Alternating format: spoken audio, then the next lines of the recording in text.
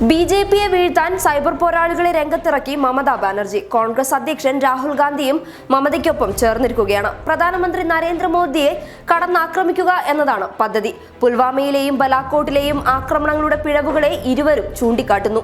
ബംഗാളിൽ ഇത് മമതാ ബാനർജിക്ക് മുൻതൂക്കം നൽകും. ബിജെപി രാഷ്ട്രീയ നേട്ടത്തിനായി മാത്രം ഉണ്ടാക്കിയ പ്രശ്നമാണിതെന്ന ആരോപണം ഉറപ്പിക്കാനാണ് കോൺഗ്രസിന്റെ ശ്രമം. ബലാക്കോട്ടിലെ വ്യോമാക്രമണത്തിൽ ബിജെപി രാഷ്ട്രീയ നീക്കം തുടങ്ങിയതോടെ മമത തെളിവുകൾ പരസ്യമായി ആവശ്യപ്പെട്ടിരിക്കുകയാണ്. ഇതിനു പിന്നാലെ പ്രതിപക്ഷം ഒന്നടങ്കം ബിജെപിയെ പ്രതിരോധത്തിലാക്കിയിരിക്കുകയാണ്. രാഹുൽ ഗാന്ധി വളരെ ജാഗ്രതയോടെയാണ് ഇതിനെ കാണുന്നത്. 2017 മോദി സർക്കാർ ആദ്യ സർജിക്കൽ സ്ട്രൈക്ക് നടത്തിയ സമയത്തായിരുന്നു ഉത്തർപ്രദേശിൽ നിയമസഭാ തെരഞ്ഞെടുപ്പ് നടന്നത്. അന്ന് കോൺഗ്രസ് തെളിവുകൾ ആവശ്യപ്പെട്ടിരുന്നുവെങ്കിലും കോൺഗ്രസിന് നിരാശയാണ് ഫലമുണ്ടായത്. ഇത്തവണ ബിജെപിയെയും മോദിയെയും രാഷ്ട്രീയവൽക്കരണത്തിന്റെ പേരിൽ പൊളിച്ചെടുക്കാനാണ് നിർദ്ദേശം. തൃണമൂലിന്റെ സൈബർ ആർമി ബിജെപിയുടെ വാദങ്ങളെ പൊളിക്കാൻ രംഗത്തെത്തിയിട്ടുണ്ട്.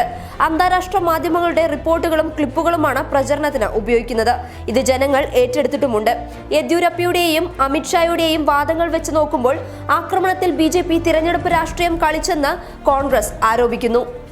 രാഹുൽ മയപ്പെടുത്തിയ രീതിയിലാണ് പരീക്ഷിക്കുന്നത് എങ്കിൽ സംസ്ഥാന തലത്തിൽ വീര്യമേറിയ പ്രചരണമാണ് മമതാ ബാനർജി നടത്തുന്നത്. വ്യോമാക്രമണം നടന്നത് ആളില്ലാത്ത മേഖലയിലാണ് എന്ന അന്താരാഷ്ട്ര മാധ്യമങ്ങളുടെ റിപ്പോർട്ടുകളെ നിരത്തി ബിജെപിയെ സമ്മർദ്ദത്തിലാക്കാൻ ഒരുങ്ങിയിരിക്കുകയാണ് Mamata. News desk public Kerala.